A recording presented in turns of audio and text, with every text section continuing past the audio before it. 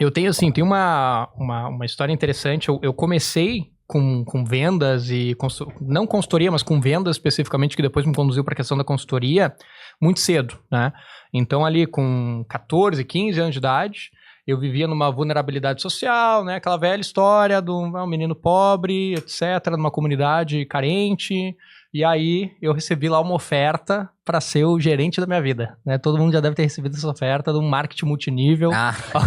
Sim. Então eu recebi lá a oferta para ser o gerente da minha vida, né? O controle do seu tempo, o conquiste resultados extraordinários. Depois eu entendi que não era bem por aí, mas a partir daí começou então o meu contato direto com vendas, com um certo olhar com empresas, com a apresentação de vendas, com treinamento, com desenvolvimento nesse sentido. E o marketing multinível nesse sentido é muito interessante, que ele te desenvolve num conceito de vendas muito interessante, que depois eu fui colher mais benefícios disso. Então, nessa época, inclusive, a minha mãe precisou assinar lá o contrato porque eu era menor de idade. Então, ela deu o aval ali, beleza, agora você... Tu trabalhou, então, com multinível? Trabalhei com marketing multinível. Então, eu trabalhei em 2 marketing multiníveis, na verdade, né? Um que era basicamente seguro de vida e o outro que era perfumes.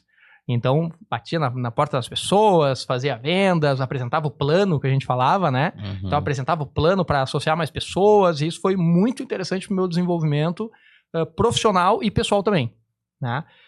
Aí, depois, fui trabalhar como executivo de vendas numa multinacional, enfim, depois de uns 3, 4 anos, abri meu próprio negócio, e quem abre o próprio negócio é vendedor no talo, né? Então, ali quando eu tinha 23 anos, abri o meu negócio, a gente teve um resultado assim, interessante, que em um ano a gente conquistou 17 pontos de atendimento. A gente era de uma área de terapias integrativas.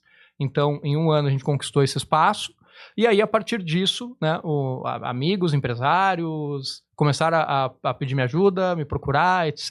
Cara, como é que tu fez isso? Como é que tu conseguiu esse resultado? E aí comecei a dar algumas consultorias, especificamente para empresário nessa época. Isso faz uns 7, 8 anos.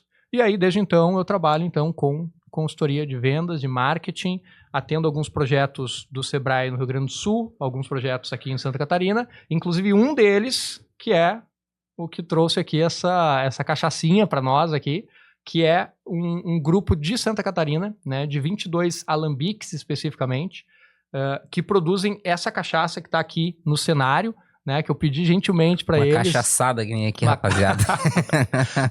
Me falaram que era Boteco Podcast, né, cara? Poxa, eu tenho que levar alguma coisa... O homem veio preparado. Tinha mais cachaça na mochila do que no estúdio. Eu vim aqui reabastecer, basicamente, o arsenal aqui do estúdio, né?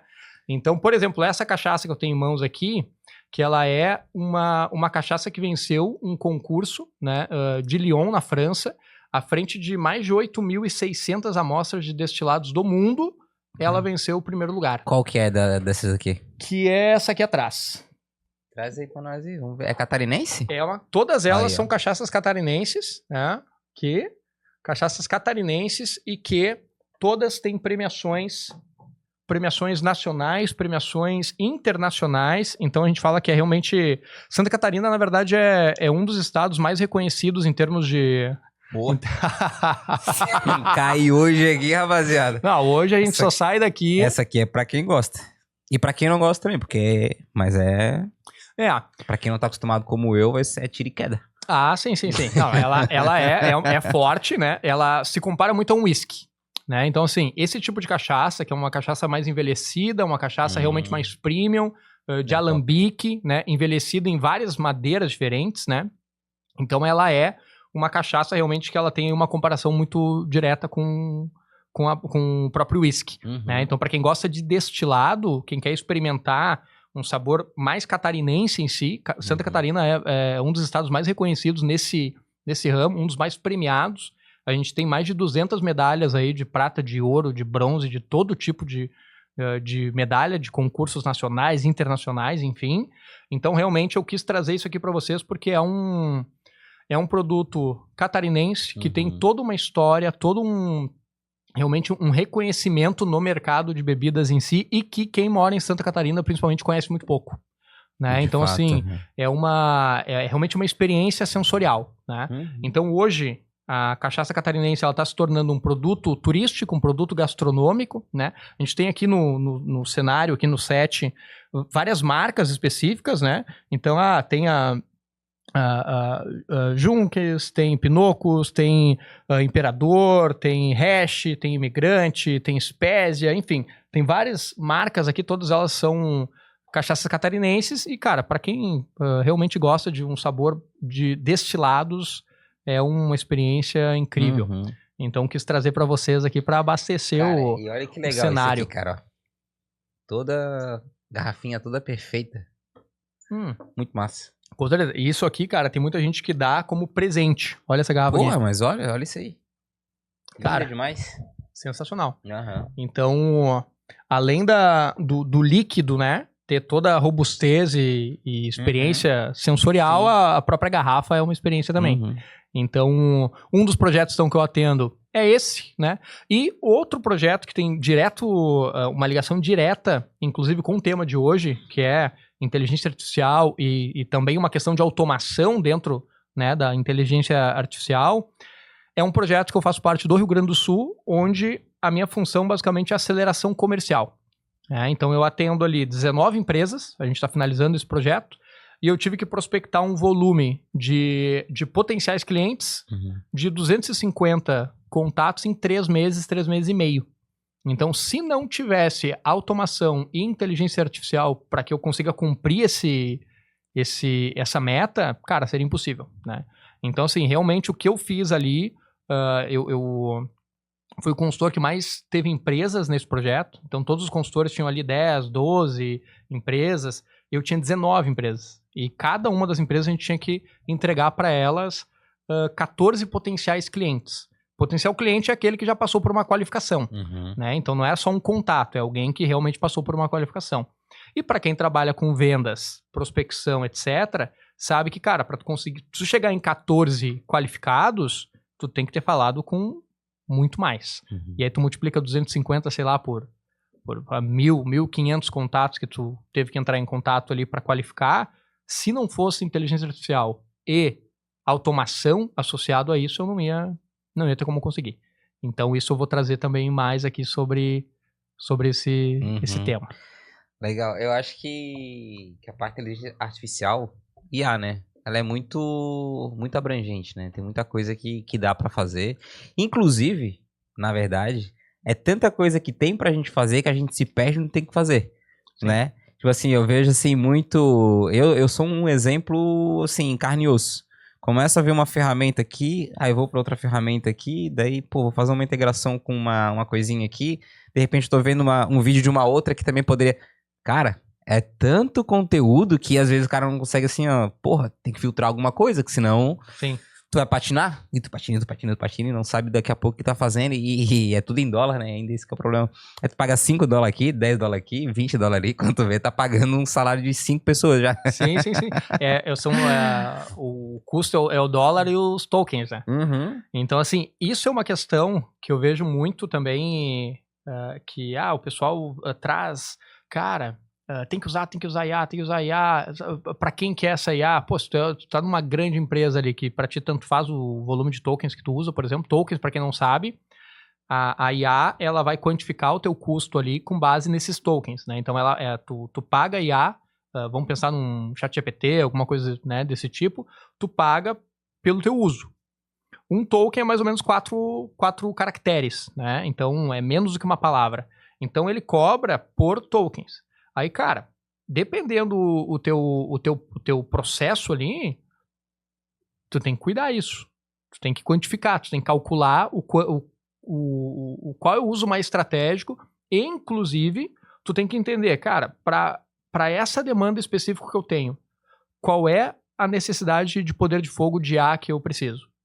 Né? Então, assim, será que uma gratuita me atende? Será que dentro das pagas, qual que me atende melhor? Então, realmente, cada necessidade, eu recomendo sempre que o pessoal realmente avalie. E aí, normalmente, para avaliar, tu tem que ter uma capacidade técnica também para fazer a curadoria disso. Então, a gente está falando aí ou de um profissional que trabalha com isso de alguma forma, ou de uma pequena empresa que tem alguém que está muito ligado nesse tipo de assunto, né? Porque senão, cara, tu quer fazer o quê? Tu quer fazer um roteiro e aí tu vai usar um ChatGPT, o O. Pô, tu vai gastar uma grana ali. Será que para um roteiro mais simples não posso usar uma Grok, que é uma IA mais... É uma IA gratuita, na verdade.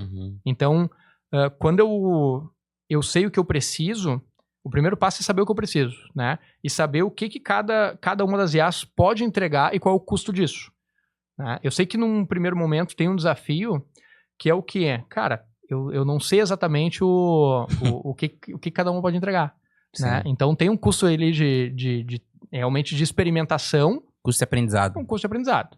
Vai ter, né? Não tem como que é essa trilha que tu faz, por exemplo, experimentando algumas ferramentas.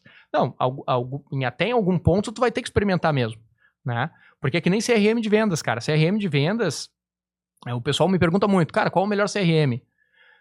Velho, não sei qual é o melhor CRM, né? Daqui a pouco esse tem características que para ti atende melhor, que para outro atende melhor. Então, mais importante do que a ferramenta em si é tu saber o que tu precisa da ferramenta e não ficar realmente paralisado com tudo que tem no mercado. Que isso tem até um nome que é o paradoxo da escolha, né? Que é quando tu tem muitas opções, tu congela. Então, tu tem que sempre estar te perguntando sobre isso, tipo, cara, o que eu preciso e dar o tempo necessário para realmente explorar aquela ferramenta e, cara, eu não vou pular para a próxima. Eu vou experimentar essa ferramenta, vou usar essa ferramenta e tá tudo certo. Porque senão, realmente, tu fica pulando de ferramenta em ferramenta e aí tu não dá o tempo de aprender até o que aquela ferramenta em específico tem pra te dar. Então esse é um ponto. Já vamos entrar mais no assunto mais detalhado, mais técnico talvez e mais profundo das ferramentas. Mas vamos falar de um modo geral. Até trazendo aqui, eu acho que para quem não tem muita familiaridade, só pra gente separar um pouco, quando tu fala dos tokens, tu não tá falando do chat GPT, né? Não, tô falando... Só pra gente poder... O que seria, então? Qual que é a diferença do chat GPT, primeiro, pra essa parte dos tokens aí que tu tá falando? Tá. O que é o token, né? O token, ele é uma forma de... Que as inteligências artificiais, elas quantificam teu uso, né? Então, assim, qualquer IA conversacional, tu vai pegar ali seja do Google, seja Microsoft, seja Meta, seja da OpenAI, qualquer uma, elas vão quantificar pelo volume de uso, né? E aí esse volume de uso, eles quantificam por tokens, que é como se fossem, cara, como se fossem número de palavras, né? Então, assim, olha, tu tá usando nesse volume, nessa intensidade, o preço vai ser tal, né? Então, quem integra IA muito com API, que eu vou conectar IA dentro de um sistema, dentro de um chatbot, que aí eu vou usar essa tecnologia, seja do ChatGPT, seja de um Google, seja do Microsoft, qualquer uma das IAs conversacionais deles, aí eu uso por integração com a API, né? Que daí é onde vem os tokens. Onde vem os tokens. Quando tá no ChatGPT, não tem token. Não, tem token também. Tem também? Tem token também. Tu tem um limite de uso ali. O pago ali, ele tem limite? Tem limite de uso. Mas tu não consegue exceder, né? Cara, eu nunca excedi, velho. Então, tu tem um limite ali, mas eu, particularmente, nunca cheguei nesse limite. Né? Mas todos eles, pelo que eu saiba, todos eles têm um limite, né? Ah, tá. Mas, assim, o limite, para quem tem um uso comum, digamos assim, eu acho que ele é menos importante do que quando tem o pago, né? Ele é menos importante, porque, cara, o que é um uso comum, né? Cara, um uso comum é uma pequena empresa que não é uma empresa, por exemplo, que está falando com milhões de usuários, né? Então, assim, eu atendo, por exemplo, muito pequenas empresas mais tradicionais, digamos assim, né? Então, atendo varejo, atendo indústrias, etc. O volume de conversa que uma empresa dessas tem é muito menor do que, por exemplo, alguém que está fazendo um lançamento digital de um produto online, né? Então, assim... por isso que para cada contexto tu tem que entender o que vale a pena para ti, né? Então, eu tenho clientes, por exemplo, que, cara, a gente gasta ali em torno de 100, 150 reais em tokens por mês, né? Pô, é um chat que conversa com alguém, conversa com os clientes, não gasta um volume exorbitante de dinheiro e ele atende mais rápido, por exemplo, do que uma pessoa atenderia, né? E atende de uma forma mais humanizada, por exemplo, do que uma automação tradicional do WhatsApp. E aí tem uma grande diferença, né? O que é automação, por exemplo, e o que é IA. Porque isso é uma coisa que a turma confunde muito. Tipo, cara, então quer dizer que IA é igual a automação? Não necessariamente. Tu pode fazer automação com IA, ou tu pode ter só automação sem IA nenhuma, né? Então, por que eu digo isso? Porque tem os chatbots ali que são, por exemplo, né, só automação, que funciona por condicional. O que é essa condicional? O cara, no momento que tu entrou lá em contato com a empresa, ele vai te responder sempre a mesma coisa. Ele não vai interpretar o que tu tá dizendo, ele não vai formular uma resposta com base em nada de diferente, ele não vai buscar num banco de dados uma informação, ele não vai pensar diferente sobre aquela resposta, ele vai te responder sempre a mesma coisa. Isso é uma automação, né? Então, se isso acontecer, a resposta é essa. E a IA não. A IA ela tem o poder de interpretar e, entre aspas, decidir o que responder, né? Então, quando tu quer desenvolver um chatbot conversacional, que parecer que uma pessoa está falando, aí tu tem o uso de tokens, né? Isso se tu usar uma IA paga, né? Então, eu quero ter realmente um nível de conversa aqui mais complexo. Então eu posso pegar essa IA, que é uma IA paga, né? Uma IA realmente que tem uma estrutura mais robusta ali para conversar. Mas eu posso fazer isso gratuitamente, dependendo o uso que eu preciso, né? Eu, particularmente, nunca vi uma IA substituir, de fato, um atendimento de uma pessoa bem capacitada. Porque nos testes todos que eu fiz, eu sempre vi algum momento que tem uma lacuna. Que o cliente não recebe, de fato, aquela resposta que seria a mais adequada, né? É evidente que isso também tem toda uma questão de volume de treinamentos, e aí tem tempo, aí tem investimento, etc. E a tendência do mercado é que daqui 5 anos, daqui a algum tempo, as vendas transacionais, que é aquelas vendas que realmente a pessoa pode fazer uma autogestão da sua compra. Então, cara, eu quero um produto, já estou consciente disso, vou tirar uma ou outra objeção ali e vou fazer a compra porque eu já estou mais pronto para comprar isso. É uma compra simples, não é uma compra complexa. Legal, uma IA pode daqui a pouco atender essa necessidade e a perspectiva é que ao longo ali nos próximos 5 anos isso de fato venha a acontecer, né? Aí a gente pode ver isso aí acontecendo no mundo tradicional, num próprio mercado, por exemplo, né? Onde tu passa ali o teu produto, né? Então o mercado está indo, de forma geral, para um caminho de autoatendimento. E para vendas transacionais, que são essas vendas que o cara, tu não precisa tirar grandes dúvidas, né, para comprar, é uma compra mais barata, tu consegue ali também através desse tipo de sistema. Tá? Para vendas complexas, né, uma venda que tem uma janela de compra mais longa, né, que tem realmente um ciclo de venda ali, uma janela de compra mais longa, eu acho que isso é muito pouco provável. Né? Por quê? Porque a gente tem que lembrar que principalmente o brasileiro ele é muito afetivo. Então, eu quero ter a segurança de saber com quem que eu vou cobrar se algo der errado. Entende? Então, tem uma questão emocional envolvida nesse processo de compra e venda e que a IA não consegue resolver. Mas será que não é o comportamento do consumidor vai mudar? Porque assim, a gente tinha esse problema com o mercado online. Então, a gente tinha, para comprar tênis online eu não vou comprar, porque eu preciso provar. Para comprar roupa, tem que provar. Então, a gente tinha esse apego também a fazer alguma coisa que, né, uma dependência do físico.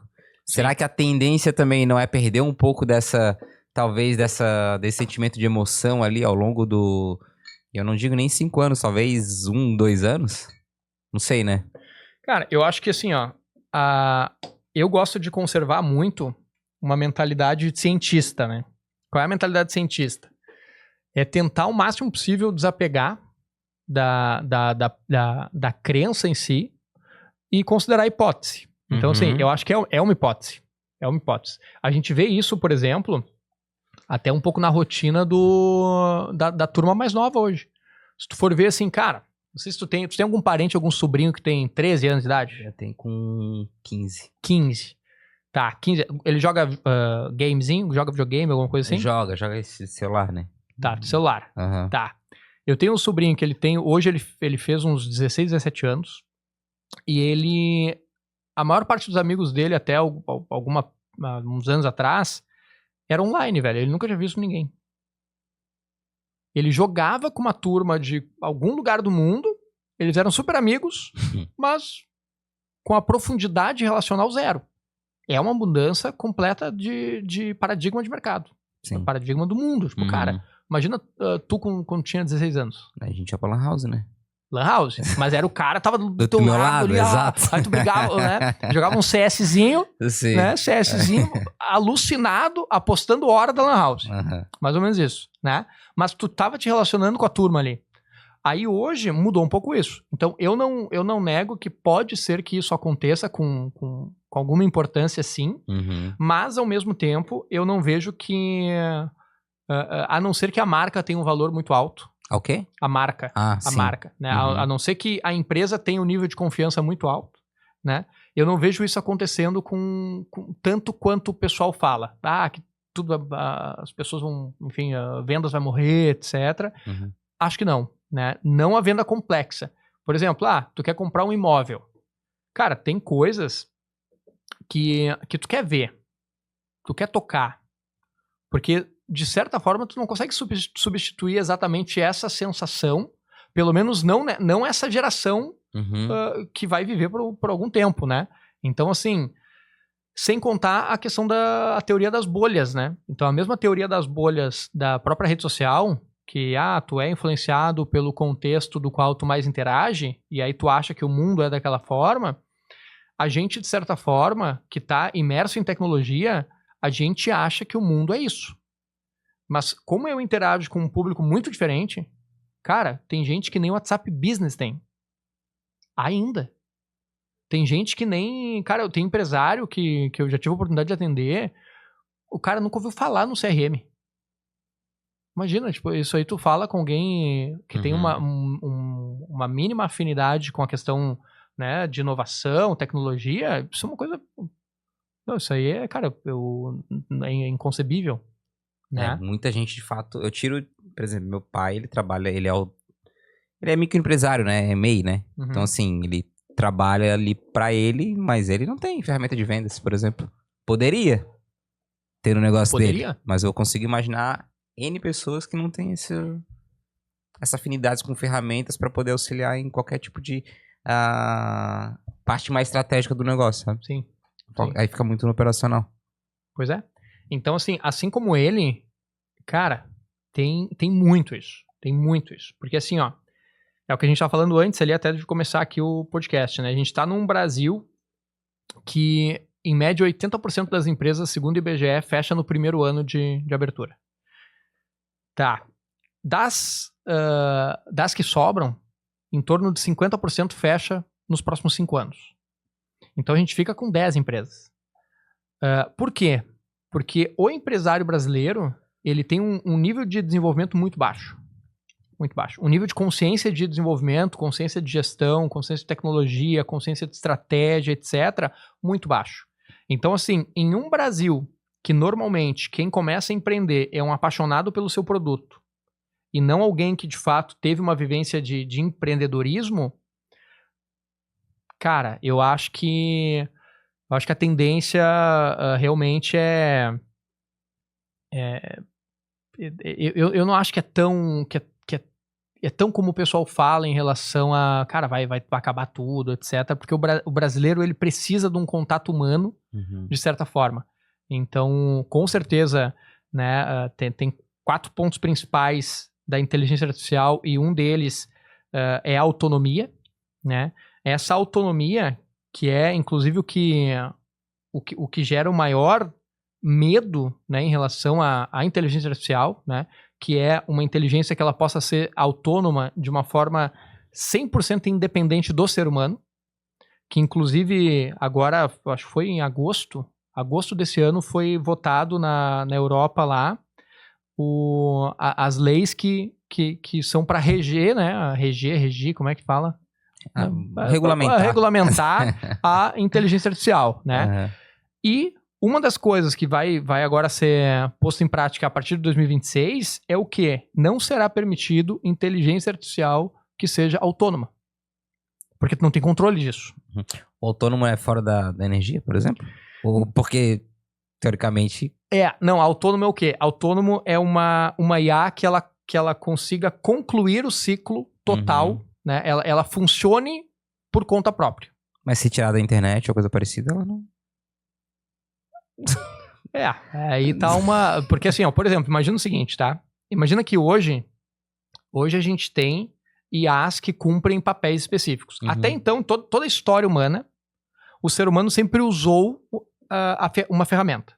Seja no momento que ele pegou, lapidou uma pedra para fazer um arco e flecha ali, uma faca, ele usou uma ferramenta que a ferramenta obedecia a ele. Então tá, eu pego uma ferramenta e utilizo ela. Todas as ferramentas até hoje foram assim. Eu pego um carro, utilizo o carro. Pego o motor, utilizo o motor. Né? Ele faz o que eu mando. Agora, uma inteligência artificial, ela tem uma autonomia para fazer o que ela decidir. Legal. Então eu pego, eu dou um comando para ela e ela faz. Legal. Enquanto eu der um comando e ela fazer, ela ainda é uma ferramenta. Quando que ela adquire uma autonomia? Quando ela mesma se retroalimenta e ela mesmo decide o que faz. Um exemplo prático. É possível, por exemplo, se a gente conectasse todas as IAs que tem disponível, cada uma tem uma característica específica, tu vai ter aquela que vai fazer imagem, aquela que vai fazer um vídeo, aquela que vai fazer um áudio, aquela que vai fazer um texto, tu já tem, né? Aquela que vai fazer uma análise de dados específica. Agora tu imagina o que é uma IA autônoma. Imagina que tu tem uma empresa que vende perfume, um exemplo. Tem uma empresa que vende perfume. Imagina que tem uma IA, ou todas essas IAs integradas, que ela vai entender como é que está o teu estoque, aí ela vai entrar em contato com fornecedores se tiver faltando estoque, ela mesma vai barganhar com os fornecedores, ela mesma vai fazer o pedido, ela mesma vai fazer um pagamento da hospedagem da loja online que ela mesma criou. Então, ela mesma decide, ela mesma operaciona todo o processo. Ela mesma decide a estratégia de comunicação, ela mesma cria a imagem, ela mesma cria o texto, ela mesma faz tudo. Então, nesse momento, tem uma inteligência completamente autônoma. Então, que eu não tenho uma mão humana decidindo nada. Ela não tá, por exemplo, que nem um chat GPT que eu vou lá, falo para ele e ele vai lá e me responde. Não é isso. É realmente uma integração que se retroalimenta. Esse é o maior medo, inclusive, atual, dentro desse ecossistema de IA. Por quê? Porque isso pode fugir do controle. Porque eu estou falando de uma loja. Mas alguém pode pegar uma inteligência desse porte e construir um sistema que assassine pessoas com reconhecimento facial. Isso é muito possível de fazer. Então, assim, todo esse poder, ele é um poder que ele é que nem dizem sobre a faca. Cara, a faca não mata ninguém. A faca, na verdade, ela é uma ferramenta. Só que aí tu imagina que a gente tem uma faca que ela mesma decide o que fazer. Esse é o desafio. Então, por isso que, inclusive, nessa lei agora europeia, que vai ser vigente em 2026, ali vai começar a ser cobrado em relação a isso, a IA ela vai ser qualificada em níveis de possibilidades ali de... Como é que eles chamam agora? Que é basicamente uma escala de possibilidade da merda. Cara, essa aqui não dá merda. Um grau de risco. Um grau de risco. Cara, essa aqui tá tranquilo, essa aqui é médio, então tem uma forma de lidar com ela diferente e tem algumas políticas a serem seguidas e uma delas é a não autonomia completa. Porque se o sistema é autônomo, é ele que decide. Se ele decide, eu não tenho uma mão humana ali com um juízo de valor bem traçado. Ela vai decidir com base naquilo que ela mesma construir como um ideal. E isso é muito perigoso. Né? Então isso seria o autônomo completo. Tu acha que a gente tá arrumando aí pro nível da IA, sei lá, exterminar o mundo? Tu acha que isso poderia acontecer? Cara, isso é uma hipótese. É uma hipótese. Tem tem uma vertente da IA, porque assim, ó, tem o negacionista negativo e o que é basicamente o extremista positivo, e tem o extremista negativo. Né? É aquele cara que pensa assim, cara, a IA vai acabar com o mundo. Ela vai arrebentar com todo mundo, vai deixar todo mundo sem emprego, ela vai ter consciência, e aí vai começar a fazer um monte de merda. Então, assim, existem esses dois polos. Eu acredito que é muito sábio, quando existem extremos, tu ouvir os extremos. Porque provavelmente os extremos estão acessando com excessividade alguma crença específica, alguma informação específica, e que faz sentido, então, a gente entender o porquê que ele tem aquela percepção, né? Então, assim, qual é o grande medo de quem acha que a IA vai exterminar o mundo, tá? Primeiro, é a IA caminhar para essa questão de consciência de si mesmo, que, tecnicamente, hoje, não existe. Então, assim, não existe uma IA consciente de si mesmo, né? Pelo que a gente sabe, pelo menos, né? Tecnicamente. Por que eu digo tecnicamente? Porque a IA, ela nada mais é do que um sistema de probabilidade, vamos dizer assim, né? A grossíssimo modo, mas é um sistema de probabilidade. Então, assim, eu peço algo, ela entende um contexto e provavelmente a resposta é essa. Eu entendi que dentro desse universo de conhecimento, as principais respostas são essas. Ou dentro desse prompt que eu vou fazer aqui, seja para criar uma imagem, seja para criar um vídeo, eu entendi que aquele teu pedido está dentro desse universo. E aí eu vou te dar o universo mais, digamos que mais coerente com o teu pedido, né? Então, é uma questão de probabilidade, né? Teve um caso de um engenheiro, se eu não me engano foi um engenheiro do Google, tá? Não lembro se foi do Google ou da Meta, eu acho que foi do Google, tá? Que ele foi incumbido ali de cuidar, né, de se comunicar com a inteligência artificial ali que eles estavam desenvolvendo, tá? Eu acho que foi do Google, sim. E aí, ele perguntou, né, pra essa inteligência, você já ouviu falar sobre isso? Eu ouvi isso a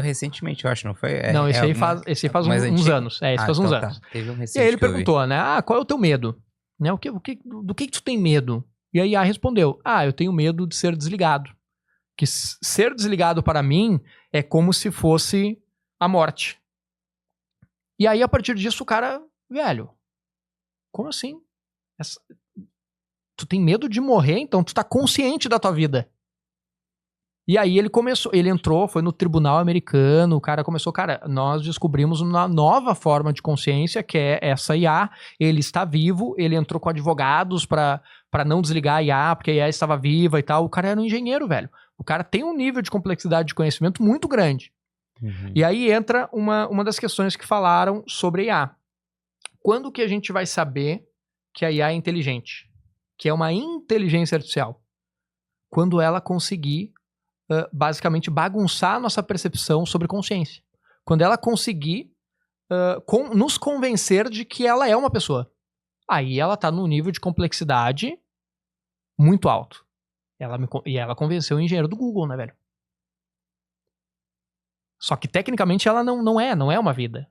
É uma probabilidade. Ela foi treinada e ela entendeu que, talvez um dos maiores medos, inclusive do ser humano, são dois, né? Os dois maiores medos. Falar em público e morrer. São os dois maiores medos. Então, assim, velho, você entende? Ela pode ter aprendido e ela falou, cara, eu tenho medo de ser desligado, porque desligado pra mim é morrer. Eu acho que ela seria mais inteligente, né? Tipo, uma inteligência mesmo pica, se ela se fingisse que não tem consciência. Mas isso aí esse é um ponto interessante também, porque, cara, o que mais tem é a turma perguntando pro ChatGPT, né? Tu já deve ter visto isso aí. Não, acho Cara, a turma perguntando assim, velho, vocês vão dominar o mundo? Então, assim, se tu fizer um roteirinho com ela, vocês estão fazendo um planinho aí para dominar o mundo? Eu não falar, não, porque eu sou uma IA, ela vai te responder isso aí. Não, eu sou uma IA, não queremos nada com isso, nós estamos servindo o planeta. Tá, mas olha só, nos filmes que a gente vê, toda IA destrói o planeta. Por que seria diferente? Não, ela vai te convencer e tal. Tá, mas e aí, me diz uma coisa, e se tu quisesse dominar o mundo, tu me falaria? Não. Ela vai falar não. Então pode ser mais ou menos por aí esse esquema, entendeu? Então assim, velho, não tem como saber, a prática do negócio não tem como saber. Porque a gente só é capaz de pensar com o conhecimento que a gente tem hoje. Sim.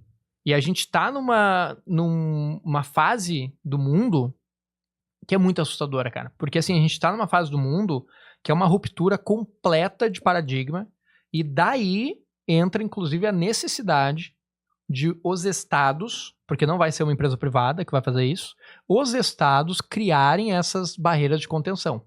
Precisa. Uhum. Porque tu imagina o seguinte, velho, teus avós são vivos? São. São. Uhum. Tá, que idade eles têm mais ou menos?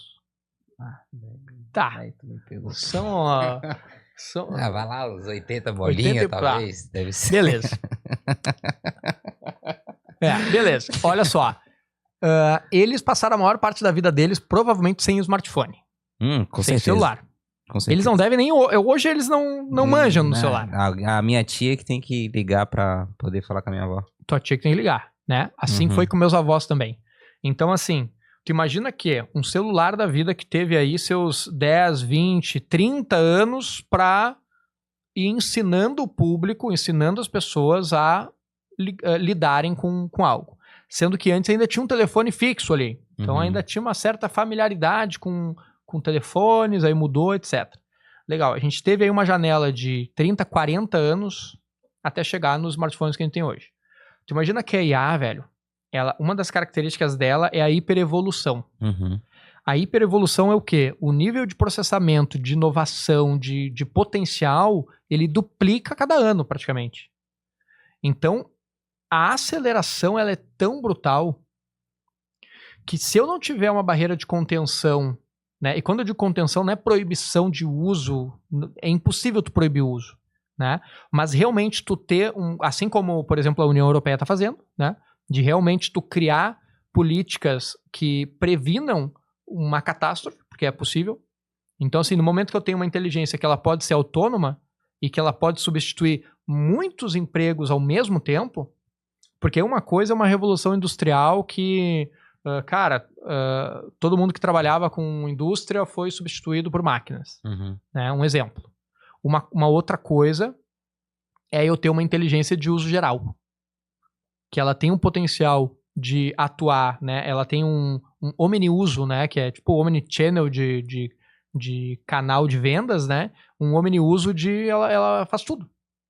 Então eu posso criar foto, eu posso criar vídeo, eu posso criar processos, eu posso criar tudo, né? Então, no momento que eu tenho uma tecnologia dessa, eu tenho um super risco na mão.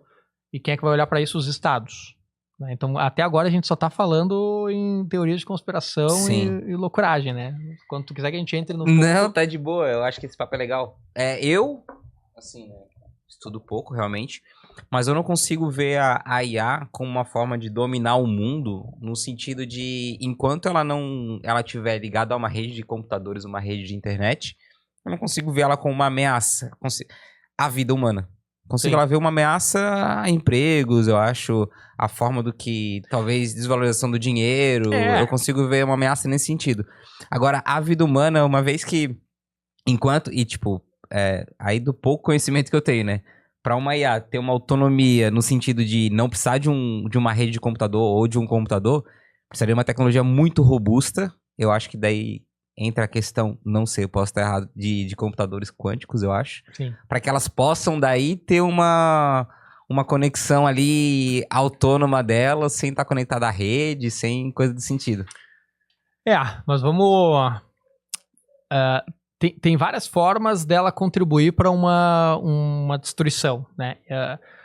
Eu acho que é muito menos provável esse olhar meio hollywoodiano de IA vai virar um robô e vai sair matando todo mundo, embora possa, mas não assim nesse sentido de vamos criar um exército autônomo e tal. Não, realmente um grupo terrorista pode usar um reconhecimento facial com um drone e com um veneno criado a partir de uma análise de substâncias específicas criado por IA também, porque isso já foi feito, inclusive, substâncias tanto para cura quanto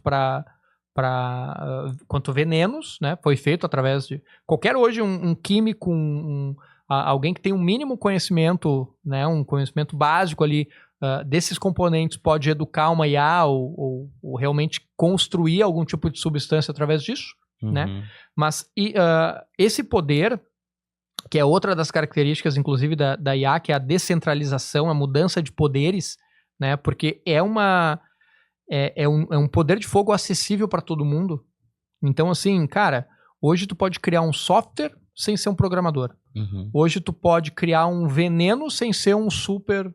Por quê? Porque ela sabe de todos os componentes, tu constrói, tu triangula aquilo ali com ela. Então, assim, existem várias formas de fazer o uso da IA para uma situação destrutiva, digamos assim. Não nesse sentido de filme de terror, mas um sentido bem prático, que pode ser feito hoje, né? Que é usar ela para algum fim negativo. E essa questão que tu traz sobre, por exemplo, a questão que tu vê que os empregos e tal, isso já é o destruir o mundo. Porque no momento, cara, tu quer ver uma população aumentar a criminalidade, diminui o emprego. Ponto. Diminui o emprego, aumenta a criminalidade no outro dia. Por quê? Porque as pessoas têm que alimentar suas famílias, tu tem que conseguir o teu valor né, para sobreviver de alguma forma, aumenta. E daí isso aí é um grande problema mesmo. Esse é um grande problema. Então, e esse é o problema que quem vai pensar nisso é o Estado. E aí eu não sou favorável a um Estado que interfere de uma forma intensiva como a gente tem, né? A gente tem um Estado no Brasil especificamente muito inchado. Eu não sou a favor disso. Mas precisa haver um Estado que pense nesse tipo de discussão. Num bem comum. Num bem comum. Tem que ter. Porque a empresa privada, ela não vai pensar a nível de Estado. Ela vai pensar a nível de mercado. Mas o Elon Musk, ele pensa nisso aí, da renda universal, né? Ele diz que é a única forma de salvar o mundo. Bizarro, né? Bizarro. Por isso que, cara, eu acredito realmente, quando ele, no início do boom ali da OpenAI, né, que foi a que estourou basicamente, se tu for ver a curva de aderência, velho... Porque a inteligência artificial, ela vem de 1000 anos, né? Tipo, é coisa antiga, né? Não é coisa nova, né? Assim, o termo IA... Pô, cara, não vai tomar tua cachaçinha aí, cara? Cara, eu tô quase caindo. Eu sou muito fraco, velho. Não é que eu sou fraco, mas é que eu não sou acostumado com cachaça. Você... Né? Eu vou tomar essa aqui, vou tomar depois as outras também, mas... Pô, cara... Tu não tem mais microfonezinhos aí, né? Não tem, vou botar. Bota aí, porque esse assunto aí deve ter algumas... Como diz o GPT, alguns insights aí pra... Rola ao vivo aqui também ou não? Rola. Ah, tá ao vivo? Não, aqui não tá ao vivo. Ah, tá. Aqui não tá ao vivo. Entendi, perfeito. Mas sabe o que é engraçado, cara, da renda universal? Porque, tipo, a sociedade moderna, ela é totalmente capitalista, né? Cara, sim, é um balanço muito engraçado. Elon Musk é uma das pessoas que é identidade, talvez, que representa isso, né? Eu acho que sim. Pela essência dele de, enfim, de ganhar dinheiro, ir atrás do valor e tal. E ele é uma pessoa que levanta a bandeira de uma renda universal. Assim, né? Se eu parar pra pensar, né? Meio comunista, né? Exato. Quando tu fala uma renda universal, qual o sistema econômico, né, que prega isso, né? Bom, sou ruim pro sistema político, na verdade. Sou um pouco ruim pra se é socialismo ou comunismo. Mas eu acho que os dois... mas eu acho que os dois, né, sigam pra esse olhar, assim.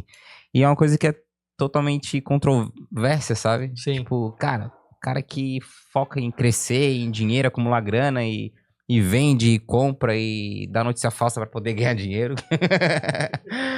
E dá e solta uma bomba dessa. E faz sentido se eu parar pra ver, né? Porque uma vez que as pessoas começam a perder o emprego, o ponto que tu falou da criminalidade cresce. E aí o cara... Cara, é quebrar o mundo mesmo, né? E aí que tá, né, velho? Tem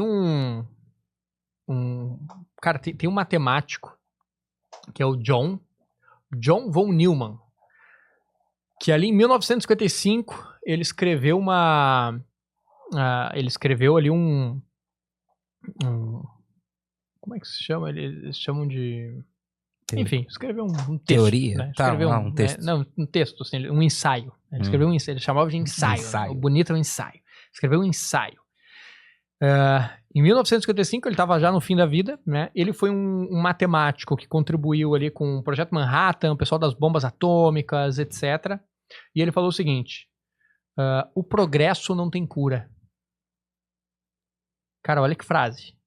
O progresso não tem cura. Falando da questão da ciência e da tecnologia, do avanço da ciência e da tecnologia. Aí, esse tipo de frase, eu escuto essa frase como um provérbio, né? Um provérbio é aquela frase que tu vai escutar a vida inteira, tu vai ler a vida inteira, tipo, velho, vai te trazer uma percepção, explosão. O progresso não tem cura. E o que ele quer dizer com isso? Né? O que eu entendo, ou melhor, né? O que eu entendo com isso? Né? O progresso não tem cura. O ser humano, ele tem uma fome por progresso. Uma fome. Desde o momento que tu criou uma ferramenta, lá, a primeira ferramenta, tu melhorou a ferramenta, tu criou a agricultura, tu criou outra ferramenta, tu criou a roda, tu dominou o fogo, tu foi dominando. Só que naquela época, né, o intervalo entre uma inovação e outra era gigante. E eram inovações que não tinham impacto tão grande. Mas tu foi criando, tu foi progredindo. Progresso. A gente saiu de um animal completamente insignificante da natureza, insignificante completo. A gente não corre bem, a gente não nada bem, não voa. Mas, cara, o ser humano é um nada, velho. Tu bota a gente no meio do mato, a única coisa que nos diferenciou foi a capacidade de criar comunidade. Através de uma capacidade cognitiva. De conectar pessoas em torno de uma mesma crença. De fazer combates, caças, etc., coletivamente. Porque individualmente nós somos completamente imprestáveis na natureza, né? Então a gente não tem capacidade de fazer nada. Mas coletivamente, e aí a gente começou aprimorando a nossa capacidade através de ferramentas externas ao nosso corpo. Se tu for pensar hoje, nós somos ciborgues hoje. Porque a gente tem uma agenda que é externa a nós, que conserva a nossa... que é o nosso segundo cérebro. Hoje tem Starlink, etc. Tem coisas que conectam diretamente ao cérebro, inclusive. Né? Mas vamos falar bem... Cara, o nosso tênis nos protege, melhora a nossa corrida. Né? Nosso óculos faz com que a gente enxergue como a gente não enxergaria sem ele. Então a gente já é meio que ciborgue. E o que o John von Neumann ele trouxe, né? O progresso não tem cura. Porque até onde a gente vai chegar? Até onde vale a pena? Até onde eu preciso chegar até onde eu preciso progredir? Né? Até onde eu preciso inovar? Então a gente tem um certo flerte com o mundo, a gente criar um mundo que é livre de dor, por exemplo. Se tu for pensar tudo aquilo que prospera no mercado, ele te economiza tempo, ele te elimina dor, ele te elimina alguma questão. Seja o remédio. As principais indústrias são indústrias que, de certa forma, trataram algo que primitivamente era uma questão natural do ser humano, né? Alguma dor natural do ser humano, né? Só que, e aí, trazendo essa frase do cara, o progresso não tem cura. Será que tem um limite? Pensa no câncer. Né? O câncer é uma célula que vai se alimentar do teu sistema imunológico. Ela vai comer aquilo que basicamente é o que te protege. Né? O progresso não tem cura. Então, cara, eu questiono um pouco sobre o que mais? O que mais que de fato a gente precisa? Até onde? Cara, o pessoal hoje da engenharia genética com inteligência artificial, eles estão trabalhando em projetos pra vida eterna. Velho. Porra, tem gente que tu não quer que viva pra sempre. Tem gente que nem pode viver pra sempre, velho. Tu entende? Tu imagina, cara. É natural. E aí tu imagina assim, ó. Sociedades mais desenvolvidas tecnologicamente, essas sociedades desenvolvidas tecnologicamente têm uma expectativa de vida maior e um crescimento populacional maior. Tem mais pessoas. Mais pessoas criam uma rede de conexão, de inovação maior também.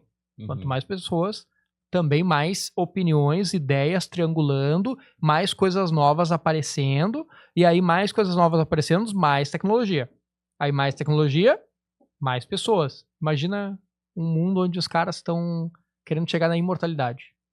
Porra, eu vou refazer o teu órgão com engenharia genética, eu vou refazer os teus tecidos, tu só vai morrer se uma bomba te explodir, ou se um carro te atropelar e tu morrer por algum acidente. Porque a gente quer te manter vivo.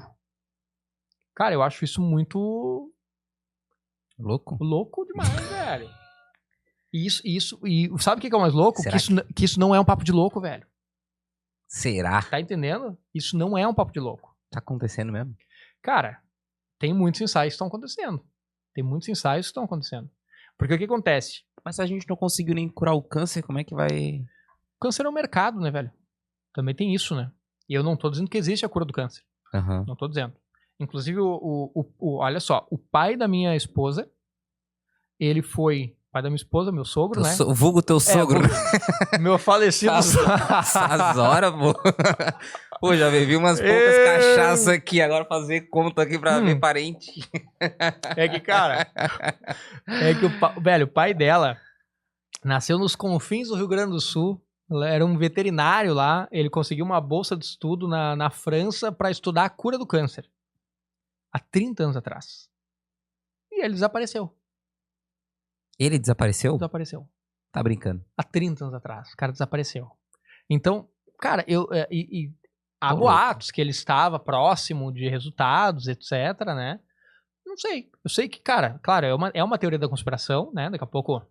Foi numa festa, ficou doidão e caiu, como acontece a galera que vai pra Europa. Exato, daqui a pouco, sei lá o que aconteceu, não sei, né? Mas eu acho que não. Pode ser, velho, ninguém sabe. Mas a grande questão é que, cara, existe Claro, é uma teoria de conspiração, eu não gosto de teorias da conspiração. Eu acho que as coisas são muito menos tendenciosas do que, de fato, alguém que tá manipulando as coisas, mas também não excluo, né? Uhum. Mas, velho, tu imagina que as pessoas estão fazendo estão pegando lá, na engenharia genética, tá? Estão pegando uma característica de um vagalume e botando um rato. E o rato tá brilhando. Só que existe todo um consenso ético que eu não... O Harari, Yuval Harari, né? Que é o cara que escreveu Sapiens, Homo Deus, etc. Ele aborda muito essa questão. Cara, a gente tá numa etapa do mundo que, na verdade, é uma divisão de espécie. Só que quando tu tá no olho do furacão, tu não sabe disso.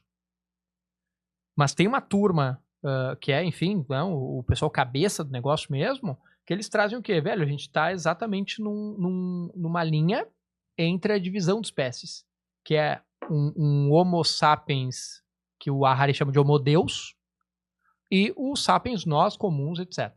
Então, assim, eu posso manipular geneticamente um cara pra ter a altura que eu quiser, pra ter a força, pra ter mais fibras musculares relacionadas à potência, relacionadas à resistência. Cara, eu posso criar um humano da forma que eu quiser. Eu posso fazer isso. Isso pode acontecer, né? Só que existe, evidentemente, toda uma discussão. Por quê? Quem é que vai ter o poder pra fazer isso? Quem tem dinheiro. Uhum. E aí eu entro num conflito violento de... Cara, eu crio uma nova espécie. No momento que eu crio um ser humano que tem a memória que eu quiser, que tem a visão que eu quiser, que tem a visão que eu quiser, que eu digo realmente aumento muito mais o potencial dele, eu crio um sobre-humano. No momento que eu crio um sobre-humano, eu crio uma supremacia racial, que é o que o Hitler queria. Que é o que o Hitler achou que os arianos eram isso, eles eram superiores aos outros. Só que agora, geneticamente, eu posso fazer isso. Esse é um dos principais medos, inclusive, da inteligência artificial dentro desse contexto genético. Porque eu posso fazer isso. Isso é louco, né? Cara, é muita coisa, coisa, a gente né? fez uma pergunta esses tempos para um convidado aqui que passou aqui, e a gente perguntou para ele qual que foi a maior invenção do homem nesse tempo todo, né, de humanidade. O que tu diria aí que foi a grande invenção do homem até então? Tu acha que é IA? Tu acha que foi antes da IA? Tu acha que não tem... Cara... Talvez esteja mais pra frente, não sei. Eu acho que a maior invenção foi a comunicação, cara. É que não foi bem uma invenção, né? Foi uma capacidade desenvolvida, né? Então a gente tem, assim, o Harari, ele traz que há 40 mil anos, o Homo sapiens, ele teve a última revolução cognitiva, que foi o momento que, de fato, ele teve ali uma consciência de si mesmo, né? O sapiens sapiens é aquele que sabe que sabe. Então, no momento que tu tenha essa consciência, o teu nível de discussão é outra. O teu nível de conversa contigo mesmo é outra. Aí, cara, tu vai pegar cada teórico aí, velho. Tu vai pegar o Mateu, que é o cara do sono, que ele fala sobre o sono. Ele vai falar que, tu ter descoberto o fogo possibilitou que tu dormisse mais e tivesse mais horas de sono profundo. E aí, mais horas de sono profundo aumentou a tua capacidade de inteligência, porque o sono profundo, ele faz com que as conexões ali, basicamente, aconteçam com mais vigor. E aí, foi o sono, na verdade... O fogo, na verdade, não foi a proteína. Foi o sono que fez com que o cara tivesse uma... Então... E aí, a partir disso, veio a comunicação. Acho que a comunicação é uma ferramenta forte. Tá, mas dá pra dizer também que a comunicação... Que, tipo, a comunicação não é exclusivamente humana, né? Tipo, tu diria que a invenção seriam, tipo, as palavras, assim? Não sei se eu considero a comunicação como uma criação. Que foi uma capacidade desenvolvida, né? Cara, criação, cara. Criação. Não sei dizer a principal, porque na minha percepção, toda criação ela é interdependente. Não cria nada do zero. Nada do zero. Então, assim, eu posso falar que a criação mais importante foi a primeira. Qual foi a primeira? Não sei qual foi a primeira. Mas foi a primeira. Porque se não fosse a primeira, não teria a segunda. Tu entende? Porque, na verdade, assim, é que nem pra gente chegar nesse nível de inteligência artificial que o pessoal fala de... É uma IA geral, que é uma IA 100% autônoma, eu tenho que ter várias outras que façam o seu papel específico para criar ela. Então, nenhuma criação, na verdade... A gente tende a achar que, criaram o celular. Velho, se não tivessem criado a física quântica, se não tivessem criado a física mecânica, se não tivesse... Nada existia. Uhum. Então, na prática, tudo é interdependente. Então, na minha percepção, não existe não existe, porque, cara, é impossível pensar numa sem pensar... pode ser energia. A energia deu vazão para outras... pode ser internet. A internet veio por causa da energia. Tipo, tem muito... Eu não saberia dizer hoje. A escrita, eu acho que foi essa a resposta, né, John? A escrita. Talvez a minha comunicação seja escrita. Eu consegui entender que o Bruno quis dizer também da escrita, assim. E eu entendi que os dois tiveram a mesma resposta, na verdade. A escrita, assim, né? Daí, porque é uma forma de transmitir. Exato. Entendeu? Porque senão tu começa... Cara, tu começa com a história do teu genes. Entendeu? Eu comecei o game só com o que a minha genética trouxe e o meu pai e minha mãe sabem. Ou as pessoas que me educam. Agora, quando eu transmito conhecimento, eu consigo acessar conhecimento, velho, uma coisa que eu faço, quando eu termino um livro, velho, eu dou um beijo, um abraço no livro, cara. Eu faço isso, velho. Eu te juro, cara. Eu dou um beijo, um abraço no livro, cara. Eu tenho um momento de amor com o livro, cara. Porque eu penso assim, velho, eu me engano, né? Porque hoje os caras não escrevem a porra dos livros. Os caras não escrevem o livro. Os caras contratam alguém que escreve... Ou alguém transcreveu o que os caras falaram 1000 vezes, ou os caras usam IA pra escrever. Tem toda essa parada aí. Já saiu o livro já por IA, será? Mas... Cara, tem cara... Porque hoje dá pra saber muito. Assim, ó, a gente foi no...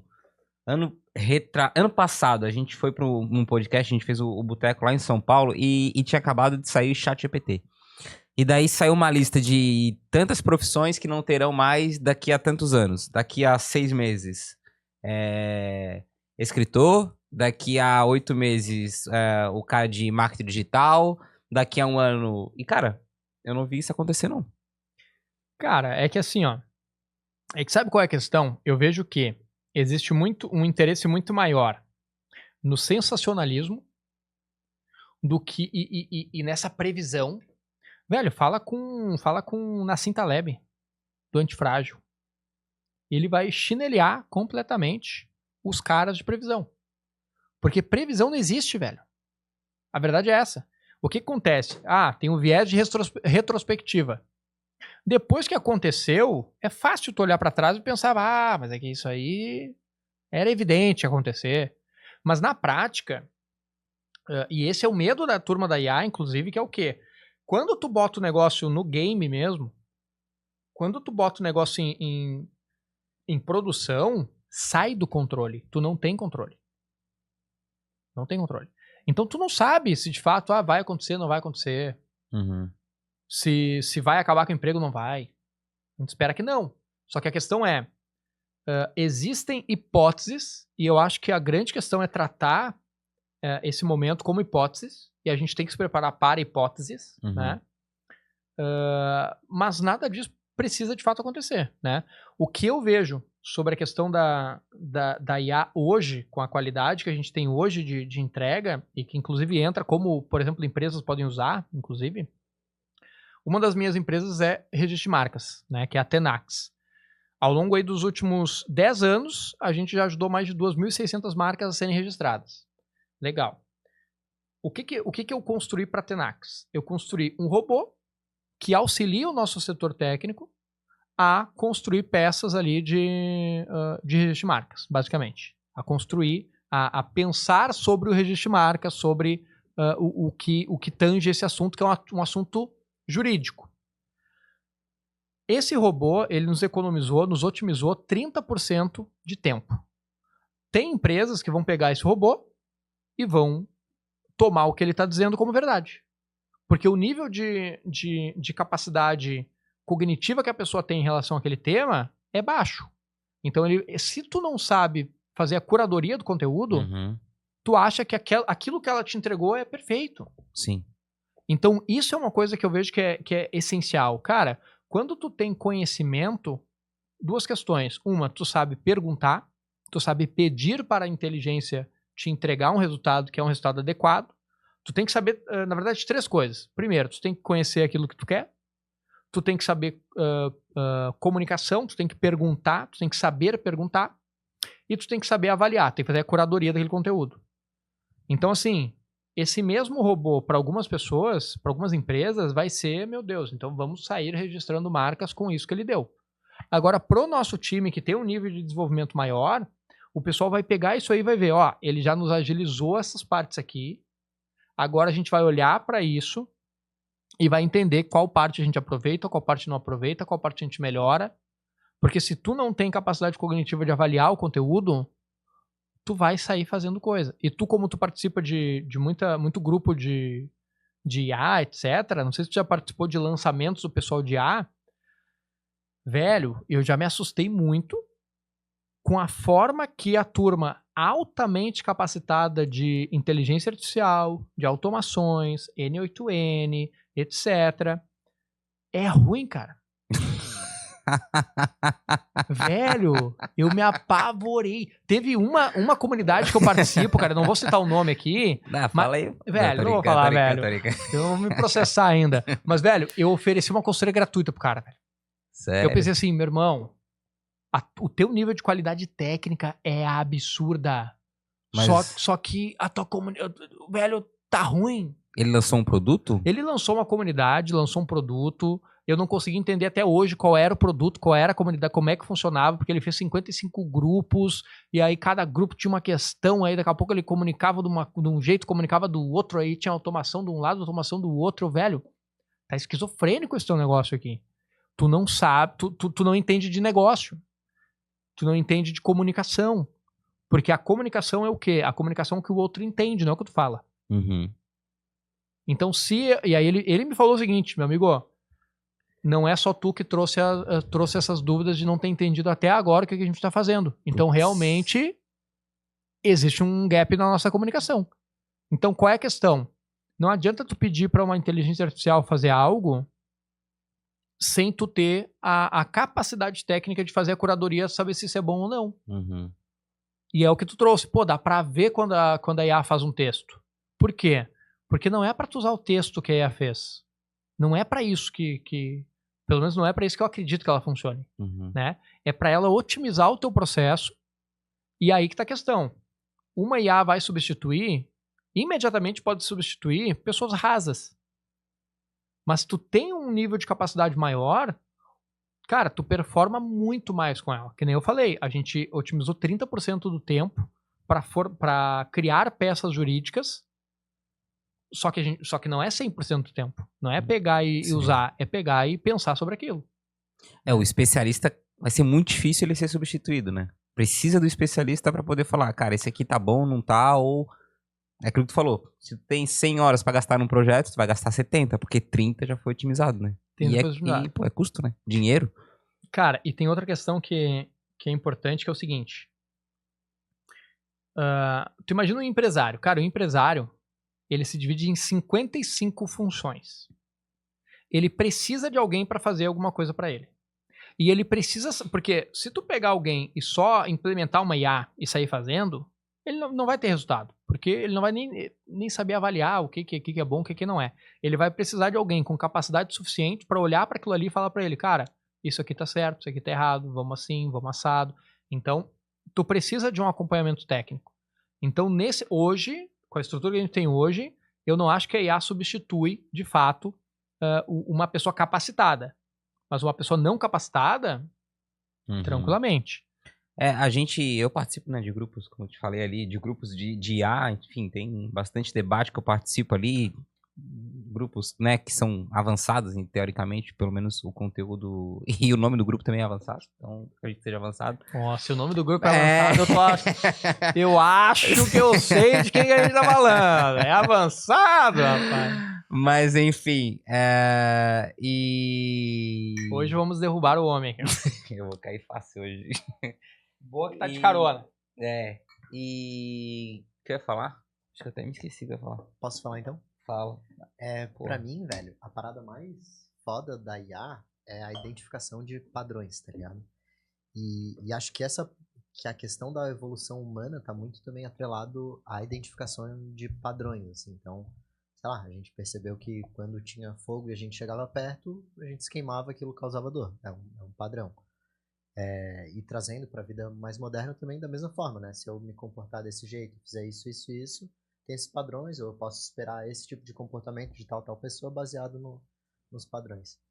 E para mim, o mais disruptivo da inteligência artificial é a identificação desses padrões além do que a nossa capacidade cerebral absorve, assim. Então, eu acho que vai ter uma disrupção muito grande, até em nível de ciência mesmo, de tipo, tu pegar muitos dados, analisar e tu ver, tipo, caralho, porra, não tinha visto essa pulguinha que tava aqui que mudou completamente o resultado da minha parada. Então, pra mim, a IA, no final das contas, assim, resumindo tudo, tá na identificação de padrão, de ela identificar, as pessoas escrevem assim, então eu vou fazer o texto mais ou menos por aqui assim. Acho que esse é o ponto focal das inteligências artificiais, assim. O que tu acha? Cara, concordo 100%. Porque assim, tem, por exemplo, tá, um exemplo sobre padrões. Tem negócio, por exemplo, vamos pensar no negócio que trabalha com conteúdo. O negócio trabalha com conteúdo digital. O que ele pode fazer para performar ainda mais?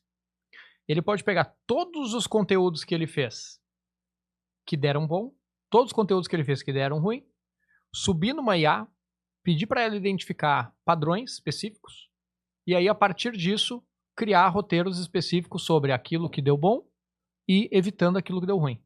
Identificando padrão. Eu posso subir 100 vídeos de um jeito, 100 vídeos de outro, transcrever todo aquele conteúdo e construir esse tipo de inteligência. Posso fazer isso hoje tranquilamente, né?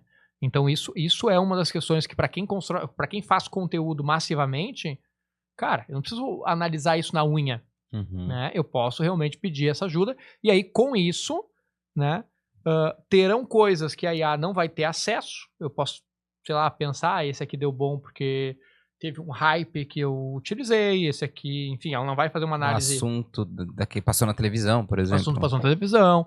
Então, assim, eu tenho uma frase que diz o seguinte, cara, nenhum homem vence da máquina e nenhuma máquina vence de um homem que usa uma máquina.